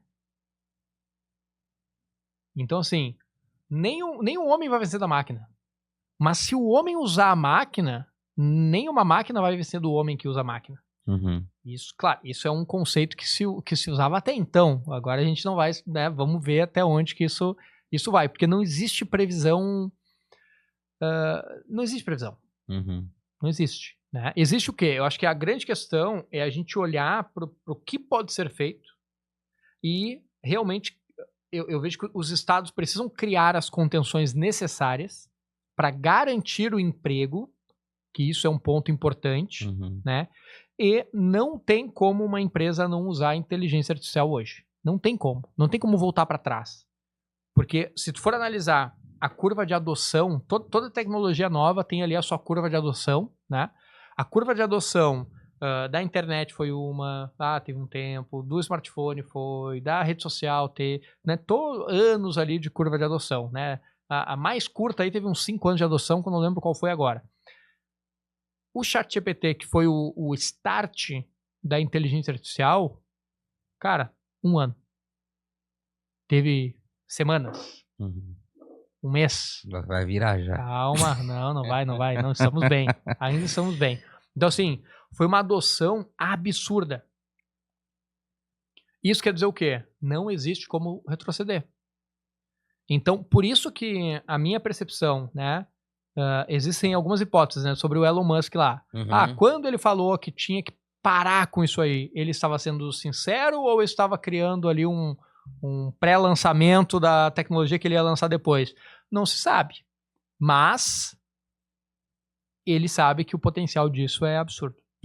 Isso é... Porque senão ele não teria trazido essa questão. Então, o fato é, existe esse poder de fogo, toda empresa tem que usar, e aí, se tu quiser, a gente pode até entrar agora num aspecto mais prático, tipo, como uma pequena empresa pode usar, né? E aí, primeira sugestão é, cara, usa o mais simples, usa um ChatGPT. Gratuito, inclusive. Porque a gente esquece muito, por exemplo, que exatamente o momento que uma tecnologia ela é disseminada, a gente esquece de como era o mundo sem ela. A gente acha que esse é o novo normal. Então, velho, um ChatGPT hoje, ou qualquer outro, um copilote lá, não é assim que pronuncia, enfim, não sou o cara do inglês, mas um Lambda, enfim, o que for, cara, começa a te relacionar com ele. Porque eu vou te dizer, pequenas empresas não se relacionam com IA, velho. Massivamente não se relacionam. Será que é uma barreira que tem tecnológica? Cara, ou porque, pensando aqui, né? Mano. Que eu era gerente no Santander e eu atendia empresários, microempresários, empresas de pequeno, médio porte. Por fazer muitas coisas, eles acabavam não conseguindo dar atenção pra coisas novas, assim, que estavam acontecendo no cenário, sabe? Também. Cara, tu imagina que assim, ó, eu atendo pequenas empresas, né? E eu tenho empresários que o cara cobra escanteio, corre pra área pra cabecear. Ele faz tudo, velho. Então é o cara que vende, é o cara que tá na produção, é o cara que tá imerso no operacional, né? A maior parte das empresas do Brasil são empresas familiares. Então tem um aspecto de falta de tempo e o mais importante é falta de recurso cognitivo. O cara não sabe como usar. O cara não sabe. Uma coisa é nós. Tipo, cara, pessoas, enfim, que tem... que quer saber, que tá, que é mais jovem, ali. Tá no meio, sim. Entendeu? Tu tá na bolha. Agora tu fala pro cara, velho, cria um bot teu num OpenAI lá no ChatGPT.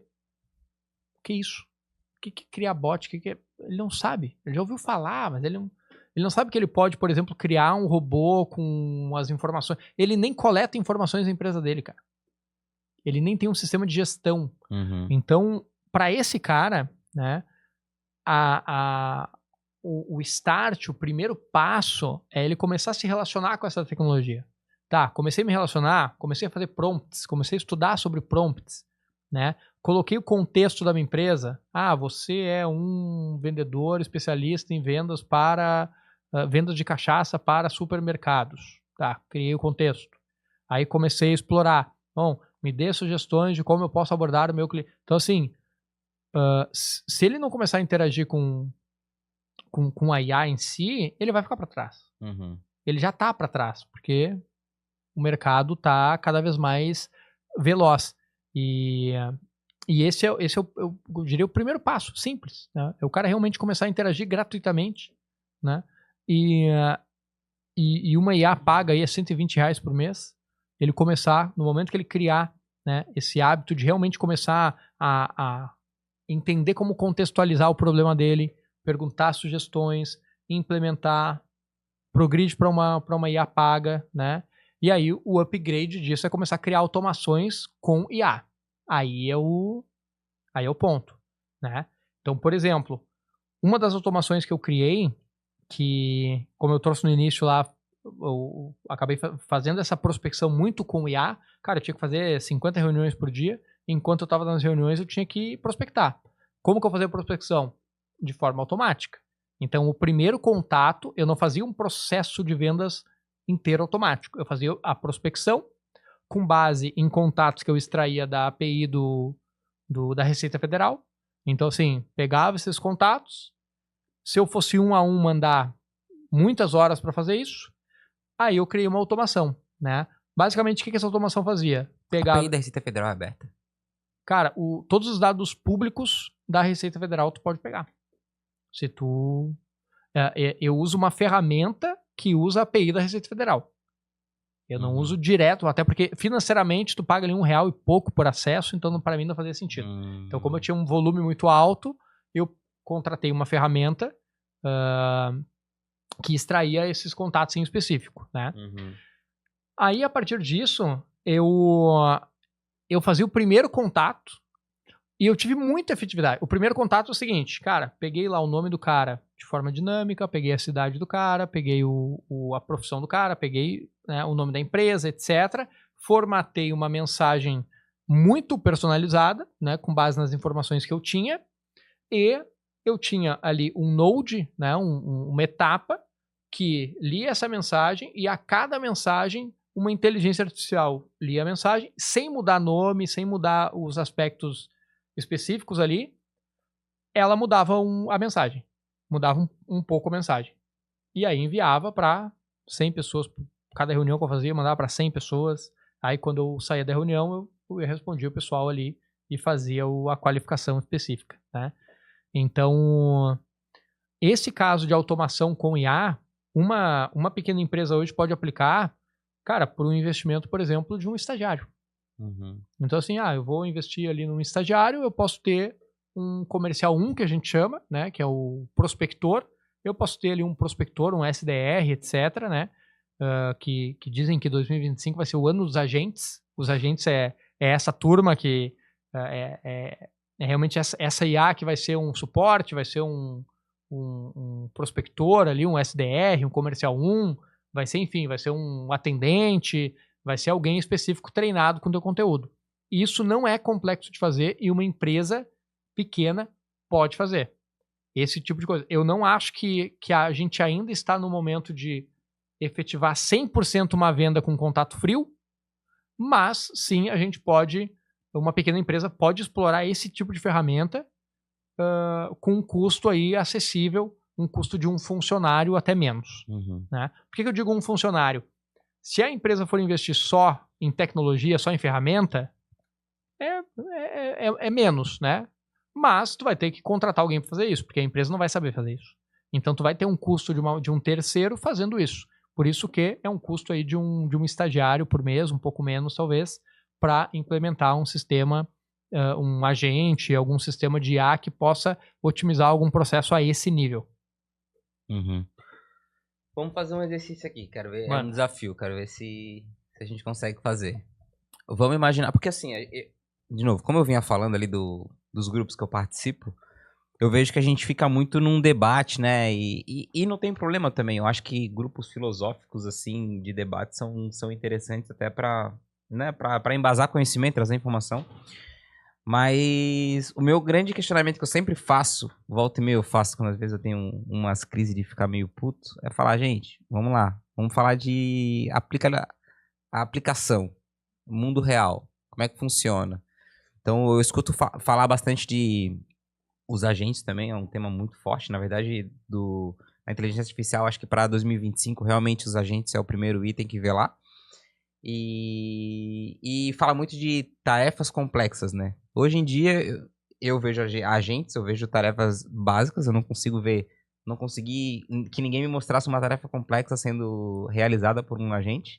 A grande maioria das aplicações que eu vejo, né, irem para principalmente daquele grupo que eu tô, é leitura de texto, é interpretação de texto, é fazer um vídeo com base em algum material já transcrito.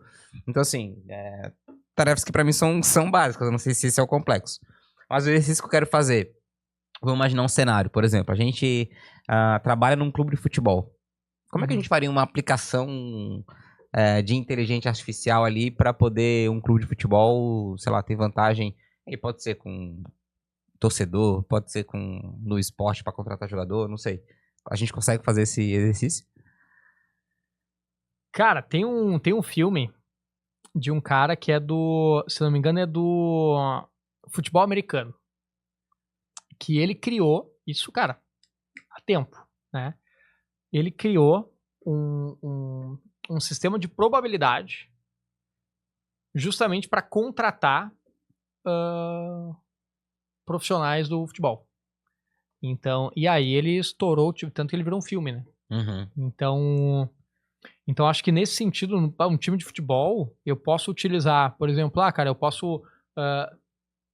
eu não vou saber como aplicar isso aí, tá? Uhum. Mas eu sei que a IA pode fazer algum tipo disso aí, tá? Alguma questão nesse sentido. Que é o quê? É analisar, por exemplo, olha, quais são os padrões dos principais times do mundo. Tá, entendi o padrão do principal time do mundo. O principal time do mundo tem jogadores que têm determinadas características, né?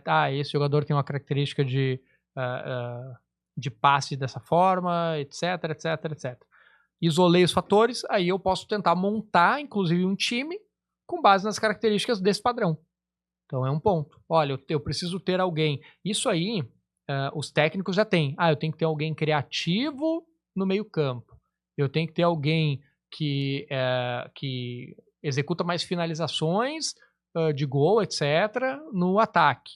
Eu posso ter uma IA que faz isso. Olha, dentro da probabilidade que eu tenho, dentro dos recursos que eu tenho, quais são os jogadores disponíveis, quais efetivaram mais gols em determinado ângulo, que aí eu posso determinar que determinado ângulo diferente tem uma dificuldade diferente.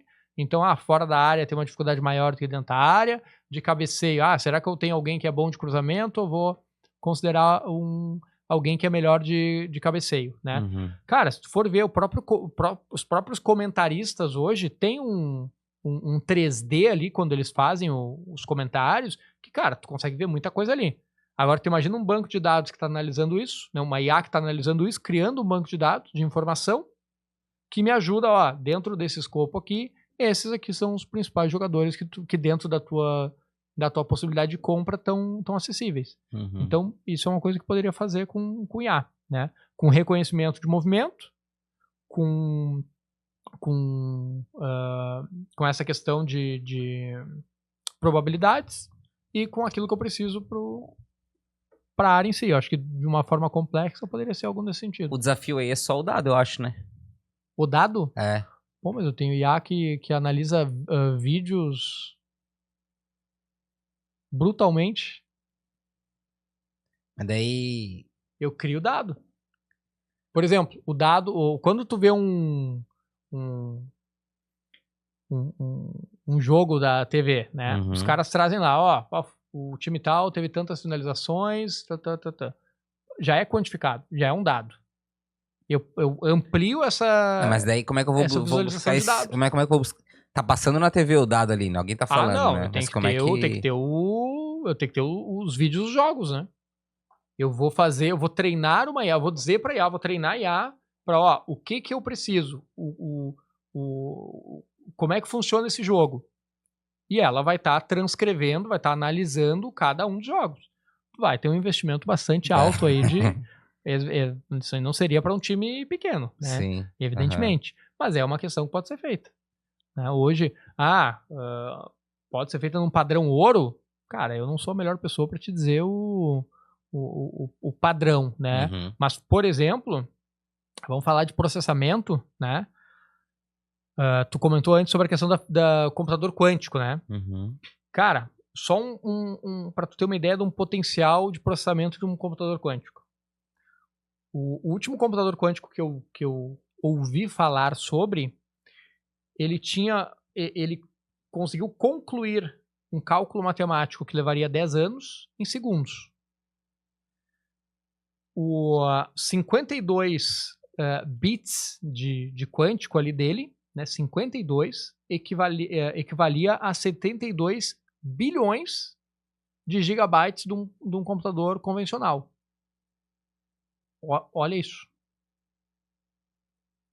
Então, tu pega uma capacidade de processamento desse nível, é ridículo. Tipo, isso aí O cara consegue avaliar todos os vídeos do mundo em 2 dias. Então, assim, é um negócio absurdo, né? Então eu vejo que a gente, em breve, tenha esse potencial de processamento, etc, né?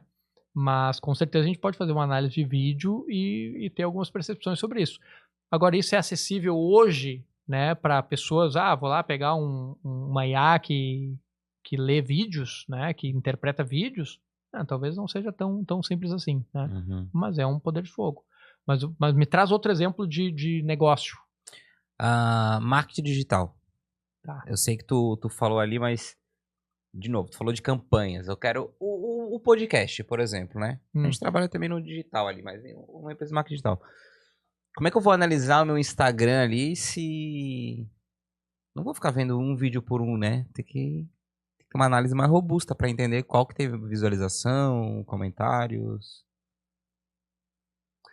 Cara, tem uma... Tu pode fazer, por exemplo, assim, ó, tem uma API do próprio Meta que tu baixa ali as informações e tu pode simplesmente pedir para uma IA fazer uma análise. Então, tipo assim, dentro desse contexto aqui, me aponte os melhores caminhos para eu viralizar. Eu quero viralizar. Ela vai te falar, para viralizar, tu vai focar mais, por exemplo, em conteúdos, sei lá, que foram compartilhados, foram salvos ou foram o quê, né? Pode treinar essa IA com aquilo que a Meta ali, etc., considera como o mais adequado e fazer essa análise mais uma análise de dados específico, né? Para chegar num padrão ouro, eu diria que tu teria que transcrever esses vídeos, teria que interpretar cada um dos vídeos, ou pelo menos os mais estratégicos, né? Encontre padrões nesses vídeos aqui, nesses conteúdos específicos aqui, que eu não esteja observando. Vai trazer todos os tópicos ali. Olha, é um padrão que neste momento tu fala sobre tal coisa, ou daqui a pouco tu interage mais, os vídeos que mais viralizam, interage mais ou que interage menos, não sei, né? Então tem que ver isso levando em conta aquilo que a gente falou antes, que pode ser que ele tenha viralizado por um contexto que está fora do alcance da inteligência artificial de identificar. Mas sempre é positivo tu entender o que dentro daquele contexto também fez sentido, né? Então, assim, olha, por padrão, todos os vídeos provocam público sobre tal coisa, ou fazem uma pergunta, ou respondem a algo específico. Então, assim, tu vai analisar esse... É interessante tu trazer a IA para analisar isso quando tu tem um volume de dados grande. Então, assim, cara, tu vai pegar 3 vídeos e vai botar ali, tu tem um volume de dados pequeno, né? Então é interessante realmente tu ter um volume de dados maior, que em tese foge um pouco da tua capacidade de analisar cada um, porque tu vai ver um, vai esquecer do último, né? Então, assim, o que eu recomendo tem que ter um volume de dados interessante, para que daí a partir disso tu consiga ter realmente uma riqueza de informação adequada para tu trazer para ela, né? Porque senão tu analisa sozinho também, né? Sim. Então, o primeiro ponto é isso, cara, transcreva. Transcreveu? Esse é o primeiro passo. Transcreva esses vídeos aqui. Cara, o Meet tem essas tecnologias de transcrição, então assim, subir um vídeo do uma IA, transcrever o que foi falado, considerando o tom de voz, considerando a entonação, etc. E aí tu joga para uma IA fazer a análise, tá? Então, primeiro transcreve, depois faz a análise, ou faz os dois juntos ali com uma IA que faz especificamente isso. Restaurante. Cara, restaurante, vamos lá. Negócios, de forma geral, eu vejo que só se beneficiam muito se eles tiverem informação. Então, assim, é muito comum nos negócios que eu atendo, eles não terem coleta de informação. Aí deu, aí tu não tem dados, entendeu? Então, assim, tu não faz cadastro de cliente, tu não sabe o que mais consome, tu não analisa, entendeu? Então, se tu não analisa, se tu não coleta, tu não tem o que analisar. Então esse é um primeiro ponto. Tem tecnologias hoje que, por exemplo, elas prometem, mas eu não acredito que elas cumpram com as pessoas que eu já falei não cumprem, que é, por exemplo, inteligências artificiais que identificam o perfil do cliente através de imagem. Então, o que mais entra aqui é homem, mais ou menos tal idade, acompanhado, provavelmente casado, com filho, sem filho, etc. Então, tem câmeras que identificam, né, esse ponto. No varejo, por exemplo, em mercados, etc., tem câmeras em gôndolas que ficam observando para saber para onde é que tu está olhando, para saber o que mais chamou atenção para ti, porque é o ponto que tu mais ficou observando, é o ponto que mais chamou atenção, para que daí eles consigam reproduzir. E também sistemas que identificam o teu Wi-Fi, o teu etc., teu telefone, e eles identificam por onde mais tu anda, qual é a gôndola que tu mais para eles colocarem naquela gôndola os produtos que tem um maior interesse deles, ou eles venderem aquela gôndola para algum parceiro, né? Então tem essas inteligências. Um restaurante, partindo de um pressuposto que, porque eu não acredito nessa tecnologia que fica, tá? Porque eu não vi deixar claro que essa tecnologia eu nunca vi funcionar mesmo, tá? Então tem uns limites técnicos aí que ainda não foram supridos. Partindo do pressuposto que o pessoal coleta dados, cara, se eu coleto dados, eu tenho insumo para criar estratégia. Eu posso saber, cara, qual é o prato mais consumido, qual é o hábito de consumo. Ó, sempre que alguém comeu batata frita, comeu tanto por cento esse prato. Interessante. Entendeu? Porque se tu for no olho nu, velho, tu não consegue, velho. Entendeu? É muita informação. Então quer dizer o quê? Que eu tenho que oferecer a batata frita, eu tenho que instigar o meu garçom a oferecer a batata frita. Ó, por exemplo, uma coisa que o restaurante erra muito, eles perguntam, quer beber algo? Eu vou falar, não, tô legal. Mudei a pergunta, a partir de hoje todos os meus profissionais, eles vão perguntar, por exemplo, entre laranja e hortelã, sei lá, laranja e abacaxi, né? A gente recebeu hoje laranja fresquinha e abacaxi fresquinho. Qual que você quer? Mudei a pergunta, um exemplo. Eu estou direcionando ele para uma decisão. Aumentou o volume de vendas do suco com essa pergunta. A partir disso, eu faço uma análise de dados. Então, mudei a pergunta, mudou o consumo. Faço uma análise para entender o volume, né? Mas, principalmente, esses contextos que eu não consigo analisar a olho nu. Tipo, cara, todo mundo que pede esse prato costuma pedir o prato X, né? Mudei o cardápio. Na mesa XYZ tem um cardápio. Na mesa H, lá tem outro cardápio. Eu vou analisar especificamente o consumo de cada uma das mesas com base na informação que eu estou dando em cada uma das mesas. Então, se eu não tenho ali, eu posso perguntar para eles, entre essa estratégia de cardápio e outra estratégia de cardápio, qual a sua... o que você considera mais estratégico? Então, a IA vai poder, por exemplo, me falar, olha, aquela lá tu vendeu X%, aquela ali tu vendeu X%, então é muito mais simples, né? Então, para restaurante, por exemplo. E tô até que pensando, né? Pro cara que é do restaurante ali, pra poder... Que, pô, é chato tu fazer um cadastro. Imagina, tu é um usuário ali, tu vai consumir no restaurante, tu não vai querer fazer um cadastro, talvez. Deve ser um pouco chato, eu imaginando aqui como cliente, tá? Mas hoje todo mundo paga ou Pix ou cartão de crédito, né? Até pelo nome da pessoa, tu consegue identificar se o nome tende a ser um nome masculino ou um nome feminino, né? Sim. Então, pega um extrato bancário, tu consegue... Tô pensando aqui na solução agora também, né? Tu coloca o cardápio, a batata é um preço X, o arroz com feijão é Y. Daí, então, tu fala, o meu preço desse alimento é tal. Tu vê, então, o consumo desse nome, se é masculino ou feminino, e vê se o preço que ele bateu e qual produto que é. Então, daí tu consegue já ver qual produto que aquele, por exemplo, o sexo já tá comprando. O consumo masculino e feminino. Exato. Você já consegue tirar. Com certeza. Aí tu pode, por exemplo, aí a grande questão é tu conectar essa inteligência com alguma ação. Porque senão não faz sentido nenhum. Sim. Então, olha, eu sei que homens pedem mais esse produto. Eu treino meu garçom a oferecer mais esse produto para homens que talvez não estejam pedindo. Porque ele tem a maior probabilidade de comprar. Então, olha, eu sei que homens comem mais batata frita. Então eu falo, olha, sempre ofereça batata frita, porque a batata frita é mais consumida por homens. Um exemplo. Então, com essa análise, eu Uhum. crio ações. E essa é a grande questão. Eu vejo assim, a IA ela é uma ferramenta que ela tem que ser usada para um fim. E qual é o fim da empresa? O fim da empresa normalmente sempre é vender. Uhum. Então eu tenho que usar esse insight para converter isso numa ação. Então no momento que eu analisei o dado, porque o dado bruto ele é só dado. Ele não é ainda uma informação. Informação é aquilo que conduz para uma ação. Então eu tenho uma informação, essa informação que eu tenho, eu crio uma ação com ela, né? Uhum. Então é bem isso que tu traz. Cara, eu entendi esse contexto e faço uma ação específica. Tira a batata e vê qual que é o segundo mais vendido, se tem mais margem, daí já... Não, esse é o ponto, cara. Esse é o ponto, exatamente. Exatamente. Porque assim, a grande parada da IA, velho, é que ela consegue uma experimentação e uma hipótese infinita. Uhum.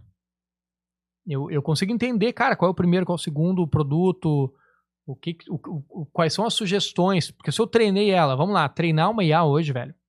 Tu pega um ChatGPT ou qualquer outra IA que aceita um upload de conteúdo, eu pego ali todos os conteúdos, todas as informações que eu tenho do meu CRM, do meu sistema, da história da minha empresa, do meu mercado, coloco ali, faço download, simplesmente assim, faço download, falo para ela o que ela tem que fazer. Então assim, olha, você é uma assistente, uma gerente comercial, você tem que trazer soluções específicas para que o nosso restaurante venda mais. Uhum. Né? Com base nessas informações da nossa empresa, você vai nos dar sugestões, tá? E aí tu vai treinando ela ao longo do tempo, fazendo download de mais informações, quanto mais melhor.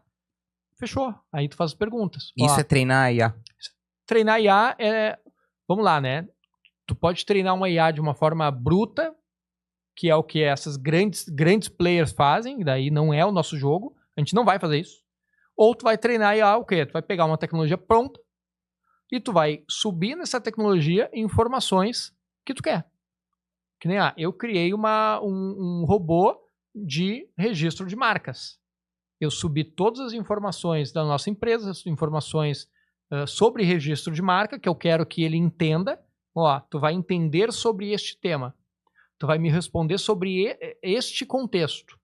Tu não vai inventar nada fora disso aqui. Tu vai me responder sobre este contexto aqui. Agora, com base nisso aqui, eu vou te fazer perguntas, porque isso aqui tem 500 páginas e eu não vou ler isso aqui. Agora tu vai entender esse conteúdo e tu vai me responder. Então, assim, quando eu coleto informações dos meus clientes, eu subo isso numa IA e ela vai me responder, olha, show.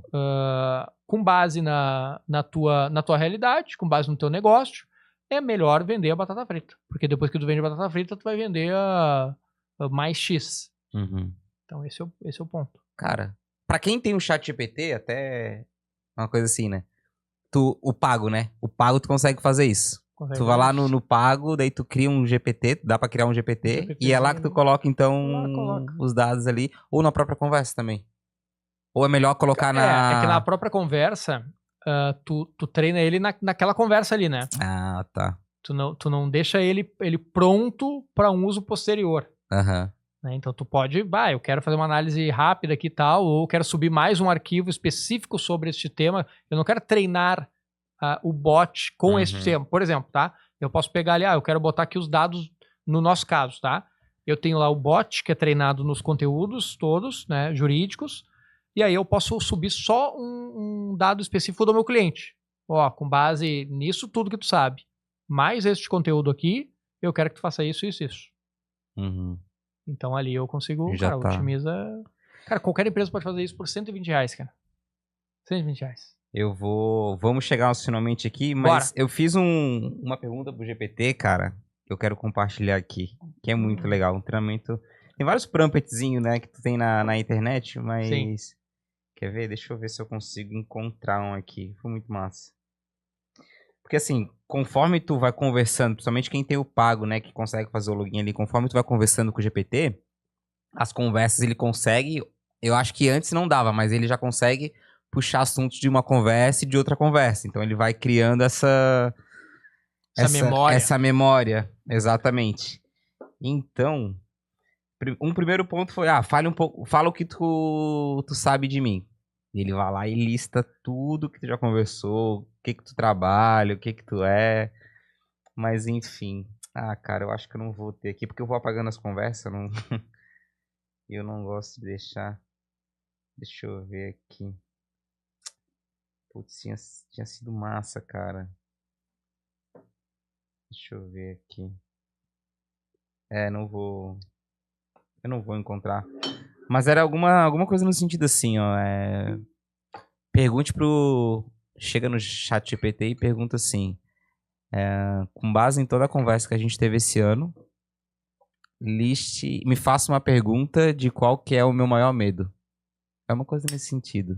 Sim. E daí ele te faz uma pergunta com base no que ele acha, né? Que foi as conversas do ano ali, que é o teu maior medo. E é massa, velho, que tu fala assim, claro que pode ser um negócio meio igual signo, talvez, que é um negócio meio abrangente, mas vai funcionar. E tu fala, caraca, isso aqui Pegou na ferida. Pegou na ferida. É melhor do que os votos de final de ano, assim, sabe? Eu falei, caraca. Então, assim, o cara vai brincando com o prompt, né? E vai indo. Mas, Bruno, cara, agradecer aqui a vinda aqui ao podcast, ao Boteco. Cara, foi muito massa. Essa cachaça aqui, fala mais um pouquinho de novo aí da... Cara, boas, tá? Eu que sou fraco pra cachaça, cara. Eu não tenho o hábito de tomar cachaça. Não, cara, realmente é uma bebida para quem gosta de destilados, né? Então, normalmente quem bebe whisky, né, tem que conhecer a cachaça catarinense, porque ela é um produto, primeiro que é um produto nosso, né, de Santa Catarina, é um produto que tem muita história de produtores locais, de produtores familiares. Então, agora em 2025 vai ser lançada a Rota da Cachaça em específico, né, que são rotas, né, de visitação específica em cada uma das regiões. A gente tem cachaças todas premiadas nacionalmente, mundialmente, na região norte do estado, região sul do estado, região centro do estado, região oeste do estado. Então, todas as regiões específicas. Próximo aqui de Floripa também tem, que é a cachaça do Imperador, que é dessa garrafa, né, específica aqui que vocês estão vendo. Então, são realmente experiências de cultura. Por quê? Porque a cachaça, ela é, se não a única, uma das únicas bebidas brasileiras, né? Então, só é cachaça se for brasileira.